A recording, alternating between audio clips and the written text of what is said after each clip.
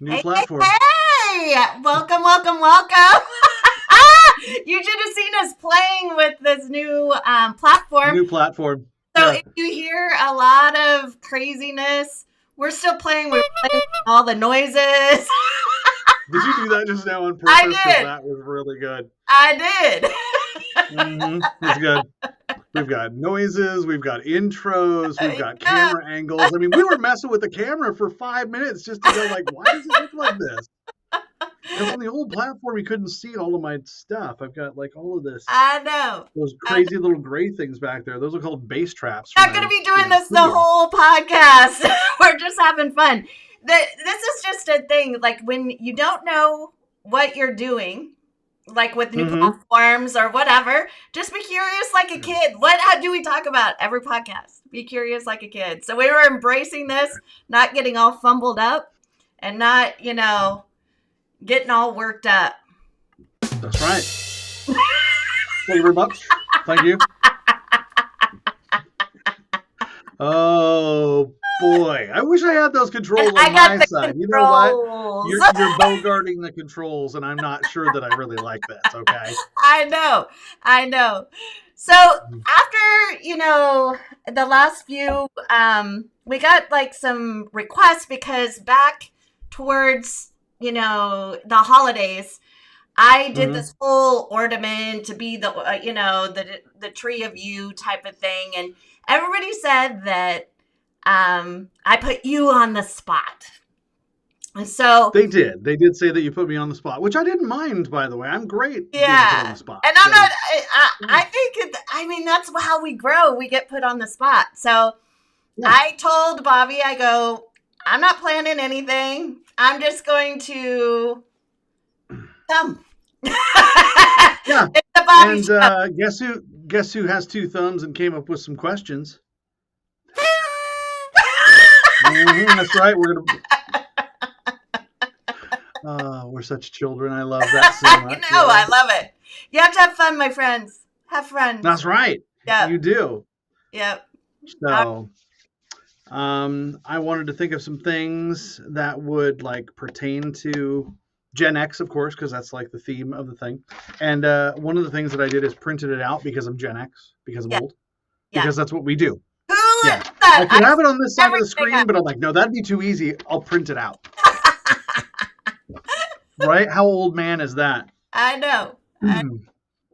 Okay, so can I start with questions? Yes, start. Okay. All right. Question number one. How are you feeling about this stage of your life? Whew. I am feeling at peace with my Okay. life because I know that I'm in a state of growth. Because Okay. prior to this stage, many other Hmm. stage, I was looking at what I lacked or what I didn't have or what Okay. I compared myself to everybody else, and that might be you guys in the audience, watching that. Hmm. Or you might be in a state of fear of not knowing what's going to happen. There's a lot of changes in this world in 2025. Um, so Hmm. even with all of those changes, being in my essence, meaning just really looking at my wisdom inside me, because each and every person has wisdom inside themselves. We just don't take the time to listen to our intuition. We don't cultivate a relationship to God or source. This is my personal thing. I think that's important. There was the 25 years where I didn't invite God in my life and I felt a void. Um, Hmm. so I think having a higher sense of self and really understanding that I am not my past and that my future self is cheering me on to do the best that I can in my present is the biggest Hmm. lesson.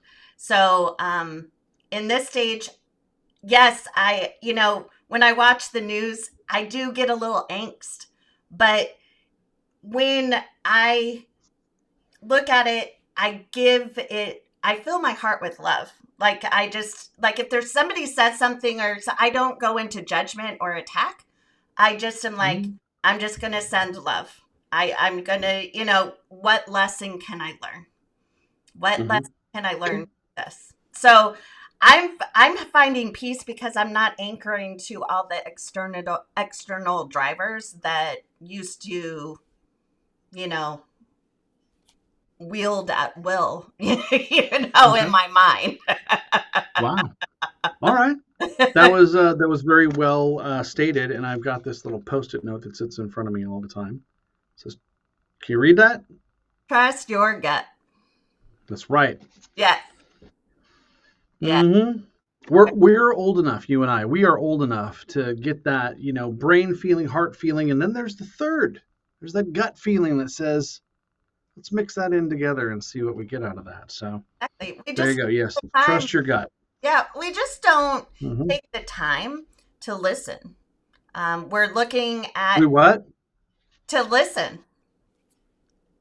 That's where you hit the right there because I just got you. I know. Not that one. The drum. The, no, the rim shot. Not that one. It's gonna be all right.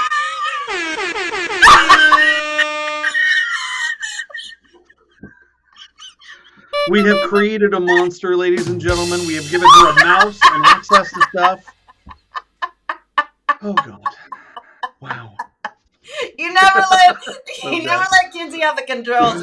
It's just I'm Ah, not, I like with my ex-husband, he used to get so mad at me because I would go down the children's aisle and I'd push every single button. I adore that about you. Well done. That keeps you young. Good for you. If he didn't like that, too He bad. did it. He I did it. like that. I like that. Okay. All right. Next question. Next question. How do you balance your responsibilities, meaning like your career and your family and your personal life, so on and so forth? And where do you feel the most strain? How do you balance your life and where do you feel the most strain? Balance for me is just nurturing my essence, whether it be with health, whether it like I go to the gym, I do water, exercise, like whatever you do, whatever makes you happy. I don't care if you're like, doing a ukulele and jumping around in your underwear in your house. If that makes you happy, invite that energy in. That's what I'm talking about. That energy Hmm. of just pure wonderment. Um, because there's days when you don't want to get up. And to balance that, I mean, I'll get up and I'll turn the music on, I'll dance, I'll do whatever, beat my drum, whatever makes you reframe that sense of drain or that depleting energy, do it. So that's how I get balance. And then the second part is how did you phrase it? The strain in my life? Yeah. And where do you feel the most strain in your life? Because we're going to feel strain in everything: relationships, jobs, finances, church, whatever. There's going to be a strain, but where is it the most? The strain that I have is because I see myself as I want to create a lot of impact in the world. Um, Hmm. and the strain for me is just embracing technology to use that as a tool, because I was brought up very much Gen X, where we didn't have a lot of technology growing up. And Hmm. you might not know this about me, but my ex husband was a gamer.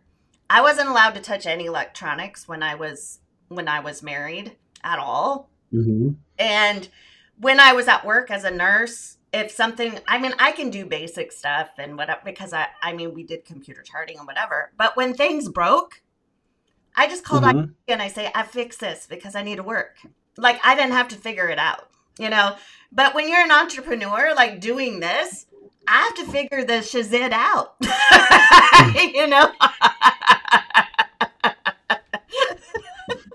Yeah. Feel the Yes. angst in my voice, like, but I mean, like what I say, I mean, where there's frustration is growth. So this is my growth right now, just embracing technology Hmm. and not using that as a crutch or as an excuse not to cultivate my divine assignment that I received after my car accident. And that's to impact Hmm. people to live through their heart, to really tap into their truth, their essence, and be true to Hmm. themselves. Because the external world doesn't determine your worth or who you are. It Yep. doesn't. You determine it. Okay. Yeah. No, you do. Well said. Yeah. Okay. Good. All right. Moving along, because I'm trying to pick the top questions, because I'm not sure if we're going to get to all of them, because you're very thorough with your answers. I Um, am. what coping mechanisms do you rely on, and do they truly serve you? And I wrote that like that on purpose because I just wanted to feed you with that. What coping mechanisms do you rely on, and do they truly serve you? My coping mechanism for me is really just to have a dialogue with myself. Like, All right. and for me, I allow myself to speak my truth. We often don't find people in our life that we can talk to about a lot of things. So journaling, I'm not 100% with journaling. I'm going to be honest. Because I'm just like, I don't want to effing write any, you know what? I'm a human. I mean, it's just embracing your humanity, your human condition. Hmm. So, sometimes my journaling doesn't serve me because I don't do it. You know what I mean? Right, right. But when I do it, it works. So, I When mean, you do, do do do when do you do, do do. and there you go. That's the one I was looking for earlier. Come on. I know. Ah. So, I mean, we have, we're all human. Like, we all fall into bad habits. Um, for Mhm. me, like a bad habit, um, when I used to get stressed, I would smoke. Do I smoke now? No. Have I smoked occasionally when I get super stressed? Yeah. Does that make me a bad person? No. But do I get guilty and belittle myself if I do have a cigar or whatever? It's usually with friends and whatever. I'm talking Mhm. to my friends and they're like, "Do you want a cigar?" And I'm like, "Sure." You know what I mean? And I'm not a smoker by that any means, but I don't beat myself up about it. And I think quite often a lot of people, they might fall into a bad habit, whether it be drinking, whether it be shopping, whether it be whatever you do as a coping mechanism. They fall into it and they totally fall off they totally fall off the wagon with it. And then they're like, I just Yeah. can't, you know. But the thing is if you can just say, I accept the fact that I had a weak moment. I acknowledge that that's not the best for me or my health or whatever. And how can this is a part of assessing, you know, and then readjusting your mindset. Like, what got Mhm. you to that point where you picked up that coping mechanism that doesn't serve you anymore? Because it doesn't serve me anymore by any means. And Right. that's not what my truth is. That's not what I am. But that it doesn't make me a fraud or whatever. I'm just human. Mhm. I think if people would allow themselves to be human and not throw the baby out with the baby water, um, we would be, Wait, was that a Kinseyism right there? That yeah. was. It's it's throw the baby out with the bathwater. Oh, whatever. Yeah. What did I Okay, say? sweetie, go put the baby in the baby water now. That was awesome. I know that was. Pardon me. But yeah, I mean, and I could be, because I mean, if you're in the point where you're watching this and you're like, oh my God, I can't believe she said that. She talks about natural solutions. She talks about this, she talks about health. She talks about wellness. And then she's saying that occasionally she has a cigar. She's horrible. That's very much the polarizing type of mentality we are in right now. And it doesn't serve anybody. You can mess up, and that doesn't mean that, it doesn't mean anything if you mess up and you take intention to reflect and not do it again. That's where the sauce is. You know what I mean? Yeah. So if you're in a space where you're judging yourself or you're judging others, usually when you judge others, there's something that you're judging yourself on, So if you're in the point of judging, ask yourself, what insecurities did I just hit? You know what I mean? Mm-hmm. Yeah, that's all too familiar to me recently in life. Having the book out that I have, I'm not going to make 100% of people happy with Right. that book and the style that it's written in and stuff like that. So sometimes you're going to get some, deep reviews and bad reviews and stuff like that. And you just have to know that you can't make everybody happy all the time. And you need to know that if you step back and don't do something, 100% perfect after that, have grace, just like we talked about before, and give yourself some forgiveness. Because once you get to this age, the things that you're doing bad are usually not that bad. If you had an extra beverage that one time. Right. I always tell people if they're going to imbibe in alcohol, period. So I drink, but I don't drink every day because I don't feel the need to drink every day. I just don't. But I always tell people that if you are going to drink, you are going to make a mistake. Just like if you're chopping wood, just like if you're doing mathematics, just like if you're doing the balance beam, you're going to make a mistake. Right. So just have grace that, oops, I made a mistake that night. Right. A mistake doesn't mean once a week. That's not a mistake. That's a habit. Pattern. Right. So just like what you were saying, give yourself grace. Yeah, exactly. I mean, we all have different coping mechanisms, and we all are human. And if we give each other more grace, if the person seriously is setting intention to do better, it takes a lot to change programming. It takes a lot. And sometimes when you get triggered from trauma, those things come up, and it's okay. The trick is not to allow it to fall back. Really, the patterns that got you to a bad place, Correct. You can take a step back. Yeah. We've all done that. That doesn't mean you don't want to fall all the way backwards. Yeah. Sorry, what? It doesn't mean we need to jump in the mud pit of our bad behaviors, Right. No, we don't want to do that. No. Because you and I have talked off screen about some of the things that we've done in our past. I'm like, no, we don't want to do that. No, not at all. Yes. No. Nope. She's looking for a sound. I just know it. Oh, you want me to do that? I need the control. I need some control. Winner. There you go. Oh, I love it.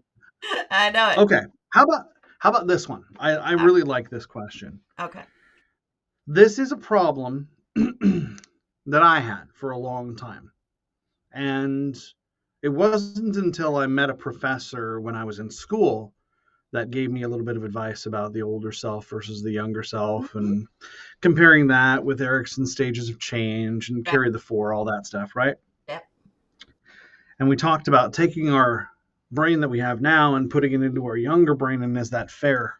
And it's not. So if you could give your younger self advice, what would it be? Oh. Now, younger could be anything. Could be a week ago. Could be when you were 9.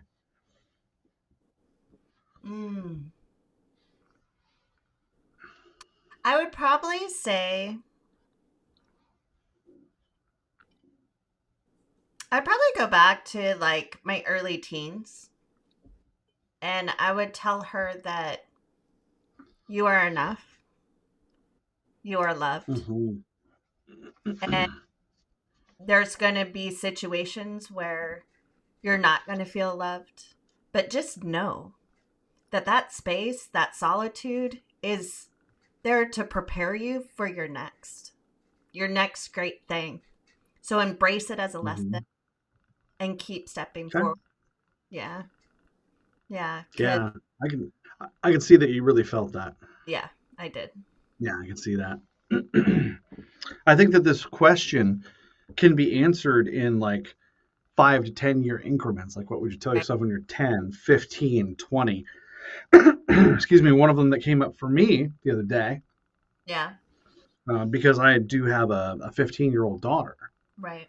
And the thing that I wish that I could get more out of is her time because, there's boyfriends and homework and after school clubs and, theater and all of that stuff. So I would say, try and spend more time with your parents because I wish that I would have spent more time with mine for sure. So, Exactly. yeah. Exactly. And I love how the way that you answer things and the way that you feel things. I wish people could do that more and let themselves feel more of what they should so they can get the whole value out of it. So I just want to tell you that I admire that about you. I received that. I didn't, my friends, I didn't used to be like this. I used to bury all my emotions all the time. Hmm. And that's why you feel, and I don't want to use the word, that's why people feel a void, that deep aching, that deep longing. And I felt that for years, my friend. And if Yeah. that's you, I understand you and I feel you. And it's possible to feel. And it's possible to trust yourself and to love yourself. And it Hmm. takes daily things to rewire your brain, affirmations, gratitude, forgiveness, forgiving yourself for things that, because we hold, when the first time I forgave myself, I was 41. It seems so silly to hear that, Mm-hmm. but at the same time, I empathize with you Mm-hmm. fully Yeah. because I think the first time I forgave myself was probably my late 30s, early 40s. Right. I know a couple of situations that I created for myself where I went, oops, that was not a good idea. Right. So yes, we've all made mistakes, and I feel that the most difficult and the most rewarding person to forgive is yourself. It is. It is. So there you go. Okay, a lighter question now. Okay. Um, what would happiness or fulfillment look like to you right now? So that was past questions. Let's go with now. What would happiness or fulfillment look like to you right now? Happiness or fulfillment Pardon me. would be just speaking my truth and just shining my light, because for years I dimmed it. I didn't feel that I was worth it and nobody would understand, nobody would care. Yeah. And so happiness to me is if, when I see that look in somebody's face when they get it, or they just when they first Yeah. time when they like love themselves, like truly love themselves without conditions, without constraint. Mhm. You just see that in their eyes. That's fulfillment. That makes me happy, because I remember the first time I loved myself, and it wasn't until after my accident. I didn't love myself. And I think if people can honestly look in the mirror and say, I love you, not that I love you, but only if this was fixed or that was fixed, or I had the car, or I had this job, the what if mentality, just truly loving yourself. Because we all have imperfections, my friends. But those Mhm. testimonies, those are your stories, those are your lessons, because your mess is your message. Okay. Yeah. I can't argue with that. I mean, sorry, dead air, but geez, I was just taking in what you said, but I'm like, wow, that's really good. Yeah. And now it's time for another moment with Kinsey. And all of her Hello. Hello. Now for a time and moment with Kinsey. Okay. Present company aside, are there any relationships in your life that feel draining or unfulfilling? Oh, stop.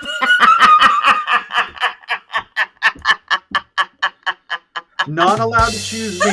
Okay. Thank you. Thank you very much. I'll be here till Tuesday. Please try the veal. Don't forget to tip your waitress. She's doing a fantastic job, by the way. Honestly, I really don't have relationships that are draining, in the Okay, sense good. that I know my values, like what I stand for, and those create boundaries. And it doesn't get to the point where I feel energetically drained because Mm-hmm. I will say something like that's not in alignment with me. A lot of people, like my friends, they know this. Like one of my friends, they told me, you know, I know you're friends with so and so, and I'm not using any of their names. Let's just say Anne. And, can you just not tell her about this? And I go, if you don't want me to tell her something, then don't tell me because it's against my values to lie. I'm not going to lie, you know? So if you don't want me to say something, it wasn't like a deep secret of his or that he was working through. It was like an action that you know what I mean? It wasn't. Does that make sense? I just Yes. want to keep that person in anonymity. I don't want to. But yeah, I'm not gonna lie for people. If it comes, like, and that's different. That was a friendship. Like people come to me all the time in my coaching. That's different. There's confidentiality in that. You know what I mean? Right. But what like what if I get it. with pure friendships, I don't really have that because, well, you know me. I mean, when something, I'm very direct. So, and you know my boundaries. Yes, So, you are. Mm-hmm. very. My boundaries are like right here and right here. I Mhm. think. Yes. Yeah. Mhm. I know that you're looking around for a sound. I know you are. I have got to get that. Everyone's gonna We be have like, got to put that "Stop with weaponry on the this sound." side. The Got to sound. put that weaponry on this side. My goodness. Zin, zin, zin. All of your answers are really nice, by the way. I like them. If you can count on anything from you, you can count on a very heartfelt and well thought out answer. And it just shows all the work that you've done in your life, because I think about asking these questions because I've asked some of these questions to clients before. That's where I came up with these.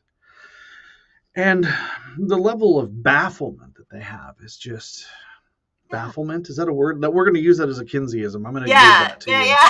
That's a Yeah, buddy. bafflement, baffleage, Well, baffletude that they have. because people don't take time to get to know themselves. Everybody always is looking Amen. for relationships with other people, yet they don't even know who they are. So even if they find a relationship with another person, the likelihood of that being a solid relationship is nil to none because it's made on quickstand, not foundational work from yourself. Yeah. I hope that someday we have somebody that picks out all the Kinseyisms in all of the sentences. No. Like, I watch a couple of videos. One is called The Bearded Mechanic, and he's just a fantastic type of person, and he does like motorcycle repair. But he'll have people that get into the comments and just like pick out things here and there, and I'm like, that must be really tough, But he's like a platinum YouTube winner, so he's seen it all and heard it all. Right. But it would be funny if one day somebody says, "What is this word?" As they're watching the video. I would love that. Yep. I know. Embrace I yourself. love We're that. all quirky and I mean, when we're in our house, just think of like when nobody's looking, what do you do? Embrace that. I mean, embrace who you are. And like fitting into the world, like what type of world do you want to fit into? Do you want to fit into the expectations or standards of others, or do you want to fit in and just kind of auto filter people out of your life that don't mesh with you? I mean, there's tons of different people in this world. Yeah. It would be a very boring place if we all were like cookie cutter people. Mhm. That sounded very official the way she said that. Cookie cutter people. I made it sound that way because it's very Pardon me. regimented, very. Mm-hmm. Yes. Gosh. Okay. How about one more? Do we got time for one more? What's time say? I don't get a clock over here either. I know. We're at 31 minutes. Okay. Well, we probably should stop there because it takes us a while usually to close down. But that was me putting Kinsey on the spot. And the thing that I want to point out about putting you on the spot is that you are very comfortable with yourself. Right. And I want people to see that level of comfort and know that it can be attained. You had to take some very indirect, painful routes to get to the place that you are now. And I believe, not going to speak for you, but knowing your heart a little bit, Yeah. I'm going to believe that you do the work that you do so that you could save some people a little to a lot of that pain and open some doors for them and go, hey, let's go take a walk down here and see what you see. Because that's the joy of doing what I do.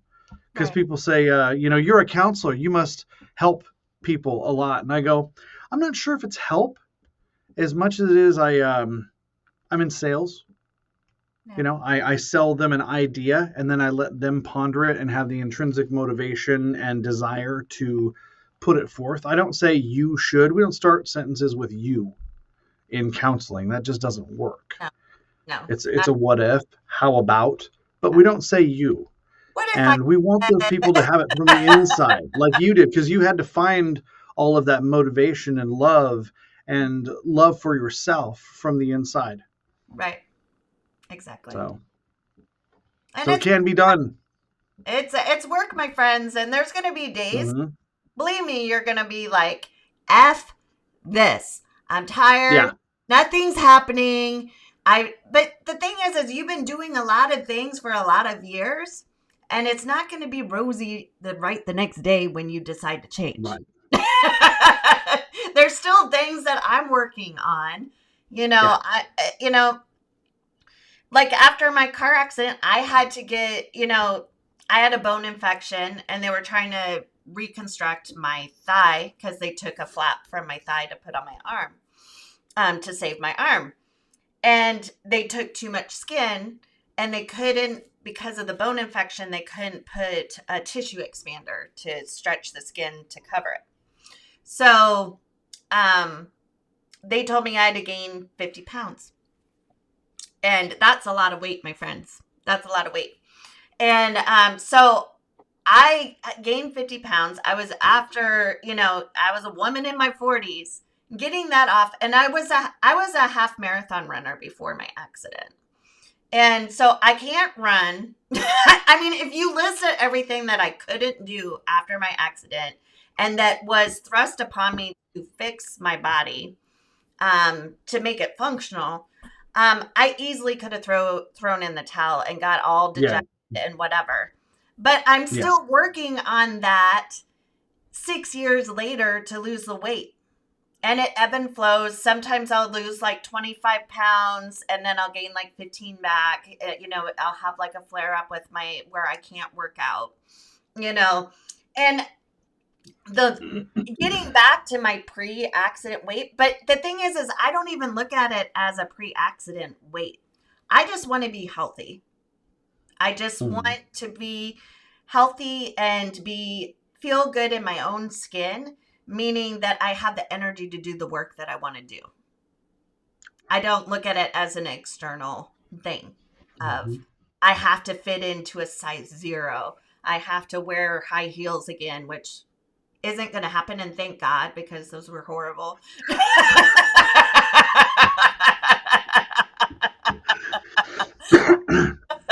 I know I want to interject here because there was a time where we were thinking walking was going to be an option, right?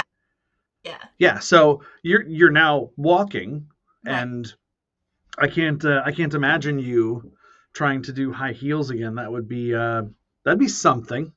I have kitty heels. Kitties, kitties. Little kitty. Mm-hmm. That'll do. I wore it on my TEDx, on the TEDx stage, because I'm like, I have little kitty heels. But they were like orthopedic kitty heels. Hold on, I gotta get my heels on. Henry, where are they? I need to get my heels. Oh my God, my orthopedic heels.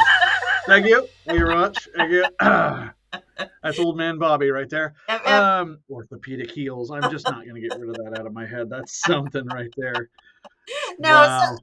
So I mean, yes, there was a time where I felt broken, where everything looked bleak. And it might be that you're in a situation where you feel broken and might be bleak. You might be in this situation where you're comparing your story to mine. Please don't do that disservice to yourself, because you're on the journey of your own self-discovery, and you're learning the lesson that is required for you to reach your next best. So please don't compare, because I've heard that a lot. Like, I don't have it as bad as you. I should just get over myself. I should just whatever, because some of my friends said that to me, and I'm like, we're on our own journey. Just as you don't have it as bad as me doesn't mean that you shouldn't try to make yourself, I hate using the word better, but you shouldn't not try to make yourself grow. You know what I mean? Growing, it doesn't mean that you're better. What I'm trying to say, and I'm kind of muddling it up. I'm kind of. Yeah. Yes. I'm kind of. And that's okay, my friends. That's all right, too. You are your own story. Your mess is your lessons. And you can impact so many people by what you go through. It's just allowing yourself air to breathe and to allow yourself to really embody those lessons, to grow. And you are on a beautiful journey, my friends. It's your journey. That's where you're supposed to be. And if you're here, you're doing something right, because you're trying to learn something and bring something else to your life that is positive. You only got one, and it's when you start to figure out that you've only got one that things become really real all of a sudden. Yep. So whatever your, dark horse moment is, in your life, it's different for everybody. It doesn't need to be a near-death experience. It could be a divorce. Right. It could be, you lose a job that you worked your whole life cultivating, and now it's gone. Your dark horse moment, you lose your identity, your sense of self. That's what it means. That is correct. So a lot of people think, well, I didn't die, so whatever. But the intention is that you reflect and you learn and you grow. Correct. Yes. That seems like a perfect place to end. And I thank you for all the questions. We went ting, and we're done. Thank you very much. Yes. Yay! In there somewhere. Yay, we're done. Yes, thanks everybody. Right. Thank you. And I promise you we won't go so crazy with the noises all the time. We're kind of I don't promise that. I'm not promising that at all. Okay? I'm not in control of this woman. She's very far away from me. She's going to do what she wants. Okay. That's just true. Know that. That's true. And I want some of those controls, man. I'll tell you what. I'm going to have to buy that, by golly. So, subscribe, do all that fun jazz, and we will see you next week. Put in suggestions, what you would like. We're in a state of play, and that's kind of, our mission with this is to, people to have different perspective. We can gain different perspective from your comments. It's a place of growth. That's what all this is about. And life is better together with unity and community, because that will embolden us to be better people, and that will make this world a better place and something to be proud of. So that's my 2 cents. There you go. So well done. Yes. Well ended. Yes. So we will see you next week. Yes, we will. Bye.